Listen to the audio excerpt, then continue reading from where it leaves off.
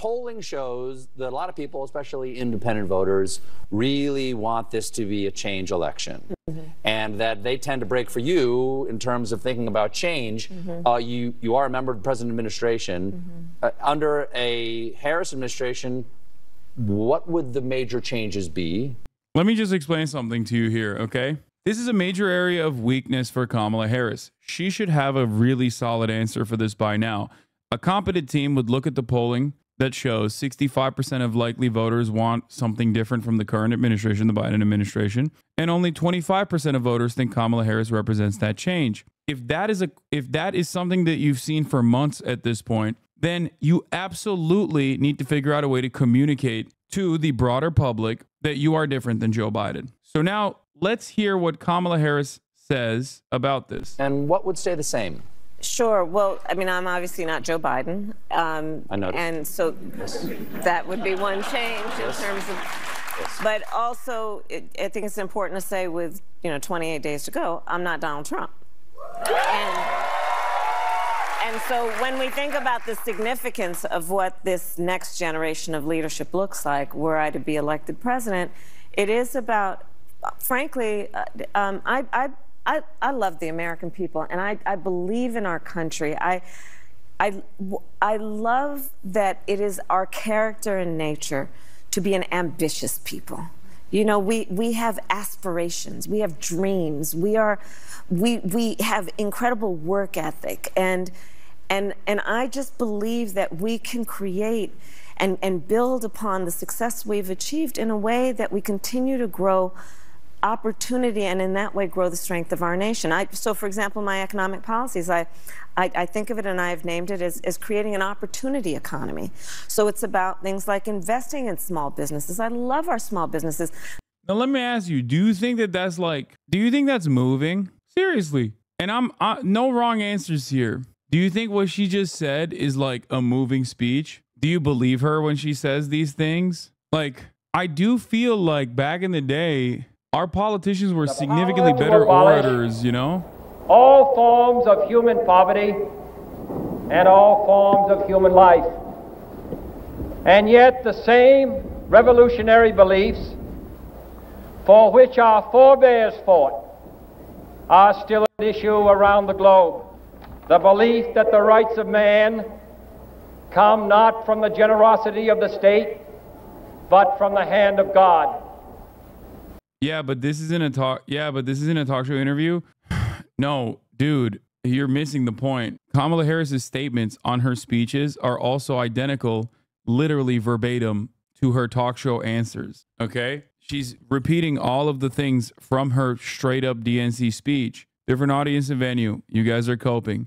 You're coping. You're coping. I can show you a million different former politicians, former heads of state. Trump is also really bad too, by the way. Make no mistake. I'm saying that American politics has devolved in general. We do not have competent, charismatic orators. Barack Obama was the last. When you listen to Barack Obama, and he doesn't even hit as hard as he used to, just think about how Barack Obama could make something that is otherwise boring and banal seem like genuinely revolutionary, right? Think about how hard Barack Obama was hitting at the DNC. The problem is we don't have that anymore. We got no motion. Kamala Harris has no fucking motion. She comes across like a bot. Joe Biden was too old to be able to deliver rousing speeches. Kamala Harris is too much of a bot. The question I ask of you is this.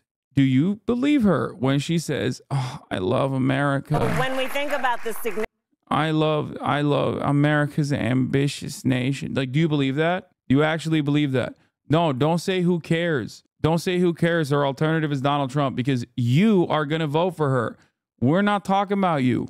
I'm not talking to you. Or rather, I'm talking to you, and I'm urging you to understand that not everyone is like you, right? Because you wonder, you like Kamala Harris, or you genuinely recognize the danger that Donald Trump presents for American future, right? Like, Donald Trump genuinely threatens the end of the American empire in some ways, okay? He's a real threat to American democracy. And yet, many Americans don't feel the way that you do. They don't feel the way that you do at all. So if you're considering what might be the problem? Be a little bit more open-minded. If you say, oh, I understand the threat that Donald Trump presents, but you don't understand why Kamala Harris is still so close in this election to Donald Trump being a uniquely and historically unpopular Republican candidate, and yet still more popular at this stage in the polls than his 2016 race and his 2020 race.